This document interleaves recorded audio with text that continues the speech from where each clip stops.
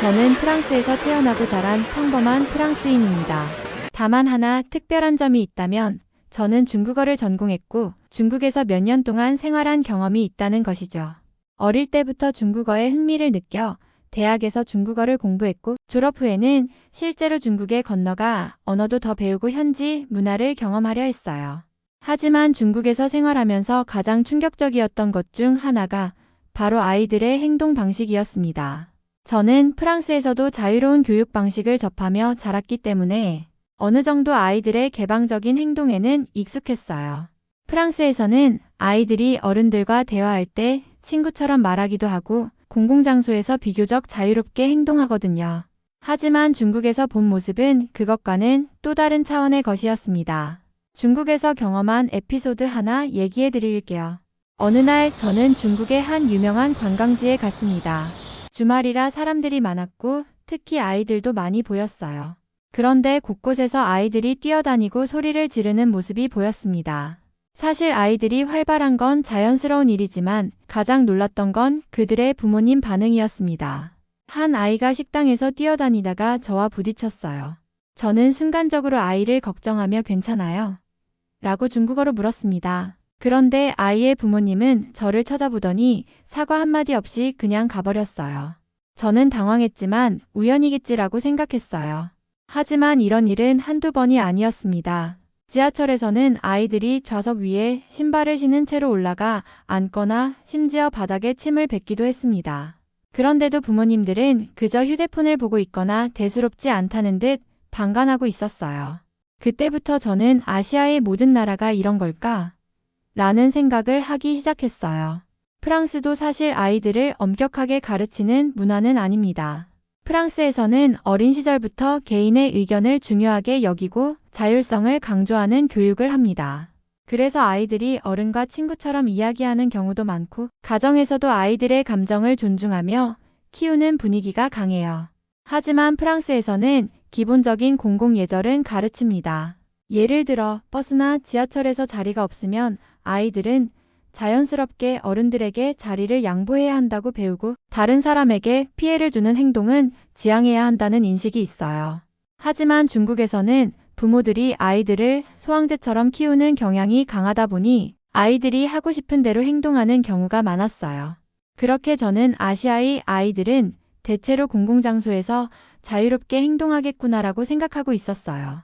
그러던 어느 날 한국을 방문할 일이 생겼습니다. 중국어 전공자로서 한국어도 약간 배웠고 한국 문화에도 관심이 있었기에 한국에서의 경험이 기대되었죠.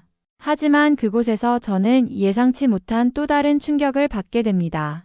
저는 프랑스에서 태어나고 자란 평범한 프랑스인입니다. 하지만 중국어를 전공했고 몇 년 동안 중국에서 생활했기 때문에 아시아 문화에 대해 어느 정도 익숙하다고 생각했습니다. 프랑스에서는 비교적 자유로운 교육 방식을 지향하며 아이들에게 자율성을 강조하지만 동시에 기본적인 공공예절은 중요하게 여깁니다. 반면 중국에서는 소황제 문화가 깊게 자리 잡아 아이들이 원하는 대로 행동하는 경우가 많았어요. 프랑스의 어린이 교육 방식을 말씀드릴게요. 프랑스에서는 아이들에게 어릴 때부터 자신의 의견을 표현하도록 가르칩니다. 부모님이나 교사와도 수평적인 관계를 유지하며 권위적인 분위기를 피하려고 노력하죠. 예를 들어 프랑스에서는 부모에게 왜 그래? 라고 따져 묻는 것이 무례한 행동이 아닙니다. 오히려 아이의 사고력을 길러주기 위한 과정으로 받아들여지죠. 또한 프랑스에서는 어른들과 아이들이 친구처럼 대화하는 문화가 있습니다. 부모에게 반말을 하는 경우도 많고 선생님에게도 비교적 친근한 태도로 대하는 편이죠. 공공장소에서도 아이들에게 지나치게 엄격한 규율을 강요하지 않습니다. 하지만 그럼에도 불구하고 남을 배려하는 기본적인 예절은 중요하게 교육합니다. 예를 들어 지하철이나 버스에서 나이 드신 분이 서 있으면 자리 양보를 해야 한다. 식사 자리에서는 큰 소리로 떠들지 않고 함께 식사하는 사람을 존중해야 한다. 공공장소에서 다른 사람에게 피해를 주지 않도록 조심해야 한다. 중국에서 경험한 문화 충격도 있어요. 그러나 중국에서는 이와 조금 다른 방식으로 아이들이 자라는 모습을 많이 봤습니다. 가장 대표적인 것이 소황제 문화였습니다. 오랜 기간 한 자녀 정책을 시행하면서 많은 부모가 외동아이를 왕처럼 키우는 경향이 있었어요. 그래서 아이들이 원하는 대로 행동하는 것이 자연스러운 분위기가 형성되었죠. 제가 중국에서 겪은 일 중 가장 기억에 남는 것은 지하철에서 있었던 사건입니다. 어느 날 출근 시간이라 사람이 많았고 저는 겨우 자리를 잡아 앉아 있었습니다. 그런데 한 엄마가 4~5살 정도 되어 보이는 아이를 데리고 들어오더니 갑자기 저를 향해 한마디 했습니다. 아이가 앉아야 하니까 자리 좀 양보해 주세요. 전 깜짝 놀랐어요. 분명 저는 건강한 성인 남성이었지만 동시에 어린아이도 아닌데 아이를 위해 자리를 양보해달라는 요청이 조금 당황스러웠어요. 중국에서는 아이가 가장 우선이라는 인식이 강한 것 같았어요. 또 한 번은 식당에서 밥을 먹고 있을 때였어요. 옆 테이블에 있던 아이가 계속 뛰어다니면서 큰 소리로 떠들었어요. 심지어 제 테이블 근처까지 와서 장난을 치기도 했습니다. 그런데 부모님은 전혀 제지하지 않았어요. 오히려 아이가 음식을 흘리거나 장난을 쳐도 괜찮아 하고 싶은 대로 해라고 말할 뿐이었죠. 이런 경험이 반복되다 보니 저는 아시아의 아이들은 공공장소에서 자유롭게 행동하는 것이 일반적인 걸까? 라고 생각하기 시작했습니다. 프랑스도 아이들의 자율성을 강조하는 나라이긴 하지만 공공장소에서 기본적인 배려는 가르칩니다. 그래서 저는 아시아의 교육 방식은 대체로 비슷할 것이라고 착각했어요. 한국을 방문한 날, 저는 서울의 한 호텔에 짐을 풀고 저녁 식사를 하러 나섰습니다. 긴 비행 끝에 따뜻한 국물이 간절해져서 근처의 한 한식당에 들어갔어요. 식당은 깔끔하고 조용했으며 대부분의 손님들은 가족 단위로 보였습니다. 저는 창가 자리에 앉아 주문을 마치고 주변을 둘러보며 한국에서의 첫 식사를 기대하고 있었어요. 그런데 그때 한 가족이 식당으로 들어왔습니다. 부모님과 함께 온 2명의 어린아이가 눈에 띄었어요. 아이들은 6살쯤 되어 보였고 저와 비슷한 창가 쪽 테이블에 앉았습니다. 저는 솔직히 조금 긴장했습니다. 중국에서의 경험 때문이었어요. 중국에서는 식당에서 아이들이 종종 뛰어다니거나 큰 소리로 말하는 경우가 많았고 부모님들도 이를 제지하지 않는 경우가 많았거든요. 혹시 또 시끄러워지는 건 아닐까? 라는 걱정을 하며 조용히 지켜봤어요. 하지만 제 예상은 완전히 빗나갔습니다. 두 아이는 자리에 앉자마자 부모님을 따라 반듯하게 앉았고 주변을 살피면서도 차분한 모습을 보였어요. 어머니가 메뉴를 살펴보며 아이들에게 무엇을 먹고 싶은지 물었고 아이들은 조용히 의견을 말하며 선택을 했습니다. 그런데 가장 놀라운 순간은 그 다음이었어요. 주문한 음식이 나오자 아이들은 젓가락을 들고 기다렸습니다. 저는 처음에는 그저 음식을 보고 있는 줄 알았어요. 하지만 몇 초가 지나도 아이들은 손을 대지 않고 있었어요. 그러다가 부모님께서 먼저 수저를 드시자 그제야 아이들이 식사를 시작하는 것이었습니다. 저는 너무 놀라서 무심코 그 장면을 계속 바라보고 있었습니다. 프랑스에서는 아이들이 식사 시간에 자유롭게 음식을 먹는 것이 보통이고 특히 중국에서는 아이들이 음식을 기다리지 않고 먼저 먹는 경우가 많았어요. 그런데 한국에서는 심지어 어린 아이들조차 부모님이 먼저 식사를 시작할 때까지 기다리는 것이 당연한 듯 보였어요. 게다가 아이들은 식사 내내 조용했고 서로 이야기를 나눌 때도 작은 목소리로 속삭이듯 대화했어요. 저는 솔직히 믿기지 않았어요. 한국에서는 이렇게 어린아이들에게도 예절 교육이 철저하게 이루어지는 건가? 한편으로는 이런 모습이 너무 신기하고 감동적이었습니다. 식사가 끝나고 가족은 계산을 마친 뒤 자리를 떠났습니다. 그런데 또 한 번 놀라운 일이 벌어졌어요. 아이들이 자리를 떠나기 전에 테이블을 살펴보면서 자기들이 흘린 음식 조각을 손으로 모으고 있었어요. 부모님도 별다른 말을 하지 않았고 마치 자연스럽게 해야 하는 행동처럼 보였어요. 그런 다음 아이들은 가게를 나서면서 계산대에 있던 직원에게 또렷하게 인사를 했습니다. 안녕하세요. 감사합니다. 저는 그 모습을 보고 순간적으로 감탄했습니다. 프랑스에서도 식사 예절을 중요하게 여기긴 하지만 아이들이 이렇게 체계적으로 행동하는 경우는 흔치 않습니다. 중국에서는 더욱 보기 어려운 장면이었어요. 저는 그 순간 한국의 어린아이들이 단순히 규율에 의해 행동하는 것이 아니라 그들의 태도 자체가 자연스럽고 몸에 배어 있다는 사실을 깨달았습니다. 저는 그 자리에서 한참을 생각에 잠겼습니다. 어떻게 이렇게 다를 수 있을까? 프랑스와 중국에서의 경험을 떠올리며 한국의 문화가 얼마나 독특한지 다시 한번 실감하게 되었어요. 그리고 그날 이후 저는 한국의 어린이들이 어떻게 이렇게 바른 예절을 갖추게 되는지 더 알고 싶어졌습니다. 저는 식당에서 본 광경이 너무 인상적이어서 프랑스와 중국에서의 경험을 다시 떠올려 보았습니다. 세 나라의 어린아이들이 식사 자리에서 보이는 행동에는 분명한 차이가 있었어요. 먼저 프랑스에서는 식사 시간이 굉장히 자유로운 분위기입니다. 프랑스인들은 식사를 단순히 배를 채우는 시간이 아니라 사회적 교류의 시간이라고 생각해요. 그래서 가족끼리든 친구들끼리든 식사 중에 많은 대화를 나누는 것이 일반적입니다. 아이들도 예외는 아니죠. 어린 아이들도 대화에 적극적으로 참여하며 종종 어른들과 동등한 입장에서 의견을 나누기도 합니다. 하지만 한국에서처럼 어른이 먼저 식사를 시작할 때까지 기다리는 문화는 없습니다. 물론 공손한 아이들은 부모님이 먼저 수저를 드시길 기다리는 경우도 있지만 대부분은 그냥 자연스럽게 자신이 먹고 싶은 음식을 먼저 집어먹어요. 오히려 프랑스에서는 너무 격식을 차리는 것이 형식적이고 부자연스럽다고 여겨지기 때문에 아이들이 자유롭게 행동하는 것이 더 자연스럽다고 생각하는 경우가 많습니다.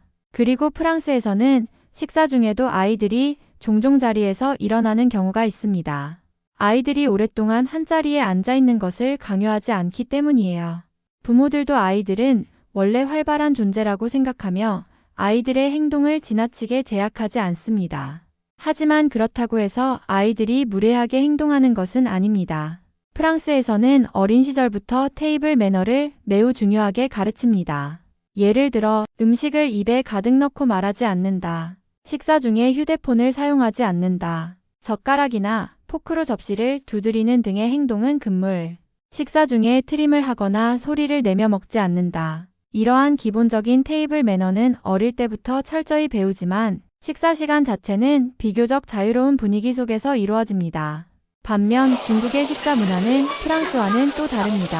중국에서는 대체로 음식을 나눠 먹는 문화가 강합니다. 프랑스에서는 각자 자신의 접시에 담긴 음식을 먹는 경우가 많지만 중국에서는 여러 개의 요리를 시켜서 다 같이 공유하는 방식이 일반적이에요. 그렇다 보니 아이들도 자연스럽게 어른들과 같은 음식을 집어먹습니다. 하지만 식사 예절 자체는 프랑스보다 훨씬 덜 엄격한 편입니다. 아이들이 음식을 먹으면서 소리를 내거나 식사 도중 장난을 치는 경우도 많아요. 특히 부모들이 아이들의 행동을 세세하게 통제하지 않는 경우가 많아서 아이들이 테이블 위를 어지럽히거나 젓가락을 휘두르는 모습도 종종 볼 수 있었습니다. 제가 중국에서 가장 놀랐던 것 중 하나는 식사 도중 트림을 하거나 음식을 흘리는 것이 크게 문제가 되지 않는다는 점이었습니다. 프랑스에서는 매우 무례한 행동으로 여겨지지만 중국에서는 음식이 맛있다는 표현으로 받아들여지는 경우도 많아요. 물론 공식적인 자리에서는 신경을 쓰지만 가족끼리의 식사에서는 상대적으로 자유로운 분위기가 일반적이었어요.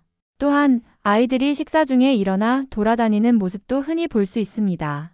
특히 뷔페 식당 같은 곳에서는 아이들이 자기 접시를 들고 이리저리 돌아다니는 모습을 쉽게 볼 수 있었어요. 부모님들도 크게 신경 쓰지 않는 경우가 많았고 가끔은 식탁 위에서 장난을 치기도 했습니다. 이런 경험들 때문에 저는 한국에서도 비슷한 모습을 보게 될 거라고 예상했어요. 하지만 실제로 경험한 한국의 식사 문화는 프랑스와 중국과는 확연히 달랐어요. 한국에서는 식사 시간이 매우 정돈되고 체계적인 모습이었습니다. 아이들이 공손하게 부모님을 기다리고 조용한 목소리로 대화하며 식사 중 장난을 치거나 자리에서 일어나는 일이 거의 없었어요. 무엇보다 놀라웠던 점은 부모님이 시키지 않아도 아이들이 자연스럽게 이러한 행동을 한다는 것이었어요. 프랑스에서는 아이들이 자유롭게 행동하는 것이 당연하고 중국에서는 아이들이 어느 정도 무례한 행동을 해도 어른들이 관대하게 넘어가는 경우가 많아요. 하지만 한국에서는 어린 아이조차도 공공장소에서 남을 배려하고 예의를 지키는 것이 습관처럼 자리 잡고 있는 모습이었어요. 이 경험을 통해 저는 한국의 교육 방식에 대해 더 깊이 알고 싶어졌어요. 도대체 어떻게 이렇게 어린 나이부터 예절이 몸에 배게 가르칠 수 있는 걸까? 그것이 자연스럽게 이루어지는 것일까? 아니면 부모들의 철저한 교육 덕분일까? 한국에서의 생활이 계속될수록 저는 그 답을 찾아가게 되었습니다. 한국에서의 생활이 계속될수록 저는 한국 아이들의 예절이 단순한 규율이 아니라 어릴 때부터 자연스럽게 몸에 배어 있는 문화라는 것을 점점 더 깨닫게 되었습니다. 그리고 이 예절 교육이 단순히 가정에서만 이루어지는 것이 아니라 사회 전반적으로 공유되는 가치관이라는 점이 특히 놀라웠습니다. 어느 날 저는 서울의 한 공원을 산책하고 있었습니다. 주말이었기 때문에 많은 가족들이 나와 있었고 아이들도 곳곳에서 뛰어놀고 있었어요. 그런데 그 모습을 보면서 또 한 번 감탄하게 되는 일이 생겼습니다. 한 가족이 돗자리를 깔고 피크닉을 즐기고 있었어요. 부모님은 차를 마시며 대화를 나누고 있었고 아이들은 공놀이를 하며 놀고 있었습니다. 그런데 놀랍게도 아이들은 아무 데서나 막 뛰어다니지 않았습니다. 보통 어린 아이들이 공원에서 신나게 뛰다 보면 주변 사람들에게 부딪힐 수도 있고 시끄러운 소리를 낼 수도 있잖아요. 하지만 이 아이들은 공을 잡다가도 주변을 살피며 다른 사람들에게 피해를 주지 않으려 조심하고 있었어요. 그러다 한 아이가 공을 잘못 차서 옆에 있던 다른 가족의 돗자리로 굴러갔습니다. 저는 아이가 그저 공을 주우러 갈 거라고 생각했어요. 하지만 아이는 그냥 달려가 공을 집어오는 것이 아니라 돗자리 위에 있던 가족에게 고개를 숙이며 이렇게 말했습니다. 죄송합니다. 저는 순간적으로 멈춰서서 그 장면을 지켜보았습니다. 공이 조금 굴러간 것뿐인데도 아이는 예의를 갖춰 사과했고 그걸 당연한 듯 자연스럽게 하고 있었습니다. 그리고 그걸 본 아이의 부모님은 잘했어 라고 따뜻하게 웃으며 칭찬을 해주었어요. 이 장면은 저에게 굉장히 인상적이었어요. 프랑스에서는 공이 굴러가면 그냥 주워오면 되고 가벼운 실수에는 크게 개의치 않는 편입니다. 물론 기본적인 사과는 하지만 이렇게 어릴 때부터 몸에 밴 듯한 태도로 예절을 지키는 모습은 드문 경우였어요. 중국에서도 보통 아이들이 이런 상황에서 사과하는 경우는 많지 않았고 부모들이 크게 개의치 않는 경우가 많았어요. 이런 모습을 보며 저는 한국의 아이들은 단순히 규율을 배운 것이 아니라 어릴 때부터 예절이 자연스럽게 몸에 배도록 교육받고 있구나라고 깨달았어요. 그리고 그날 이후 저는 한국의 예절 교육이 어떻게 이루어지는지 더 깊이 알고 싶어졌습니다. 한국에서의 경험이 제게 준 가장 큰 깨달음은 예절이 단순한 규율이 아니라 서로를 배려하는 문화 그 자체라는 점이었습니다. 처음에는 어린아이들이 어떻게 이렇게 차분하고 공손할 수 있을까? 라는 의문이 들었어요. 하지만 한국에서의 일상 속에서 계속해서 비슷한 장면들을 목격하며 저는 점점 그 답을 깨닫게 되었습니다. 예를 들어 저는 한국에서 대중교통을 이용할 때마다 작은 감동을 받았습니다. 프랑스나 중국에서는 대중교통에서 자리를 차지하려는 경쟁이 치열한 경우가 많아요. 특히 중국에서는 지하철 문이 열리자마자 사람들이 밀고 들어가거나 심지어 앉아있던 사람이 내리기도 전에 자리를 차지하려는 경우도 흔했어요. 프랑스에서도 바쁜 출근 시간에는 서로 먼저 타려는 모습이 자주 보이죠. 하지만 한국에서는 달랐습니다. 저는 지하철을 탈 때마다 사람들은 차분하게 줄을 서고 먼저 내리는 사람들을 기다리는 모습을 봤어요. 그리고 가장 인상적이었던 것은 아이들도 이러한 질서를 자연스럽게 따르고 있었다는 점이었습니다. 한 번은 지하철에서 나이가 지긋한 할머니가 타시는 모습을 보게 되었어요. 그때 옆에 있던 초등학생 정도 되어 보이는 아이가 조용히 일어나서 자리를 양보했습니다. 저는 부모님이 시켜서 그런가? 라고 생각했지만 그 아이는 부모님의 눈치를 보지도 않고 너무나 자연스럽게 행동했어요. 마치 어릴 때부터 늘 그렇게 배운 것처럼요. 그뿐만이 아니었어요. 어떤 날은 버스에 탔는데 2명의 아이가 타고 있었습니다. 그중 한 아이가 친구에게 이렇게 말하는 걸 들었어요. 우리 목소리 좀 낮추자. 버스에서는 조용히 해야 해. 저는 순간적으로 놀랐어요. 프랑스나 중국에서는 보통 아이들이 버스에서 떠들거나 장난을 치는 경우가 많고 부모님들이 이를 크게 제지하지 않는 경우도 많거든요. 그런데 이 아이들은 부모님이 말하기도 전에 스스로 공공장소에서 지켜야 할 예절을 알고 있었습니다.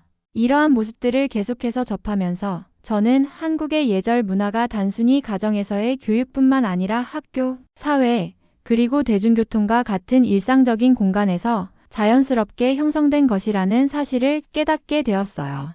즉, 한국의 아이들은 부모님뿐만 아니라 학교 선생님, 주변 어른들, 그리고 사회 전반에서 자연스럽게 예절을 배워나가고 있는 것이었어요.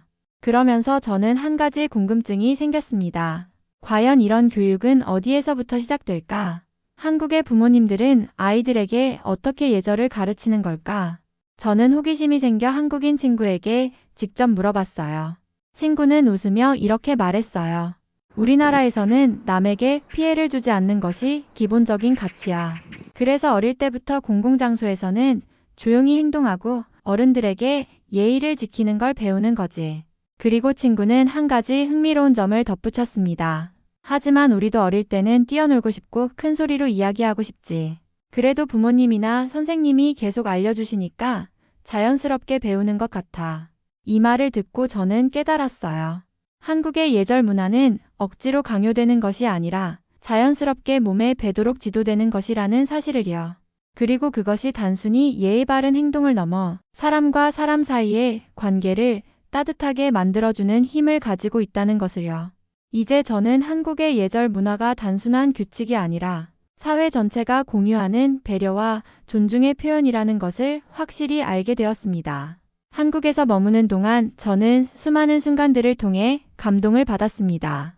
공공장소에서 자연스럽게 조용히 행동하는 아이들, 부모님께 먼저 인사하고 식사 자리에서 어른을 존중하는 모습, 심지어 대중교통에서도 자리를 양보하는 태도까지.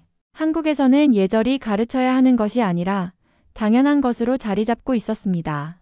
이러한 경험을 통해 저는 예절이 단순히 행동의 문제가 아니라 사회 전체의 분위기에서 비롯되는 것이라는 점을 깨달았습니다. 그리고 이처럼 서로를 배려하는 문화가 한국을 더욱 따뜻한 나라로 만들고 있는 것 같아요. 이제 다시 프랑스로 돌아가더라도 저는 한국에서 배운 가치들을 제 주변 사람들과 나누고 싶습니다. 예절은 단순히 형식적인 것이 아니라 우리가 더 좋은 사회를 만들어가는 중요한 요소라는 것을요.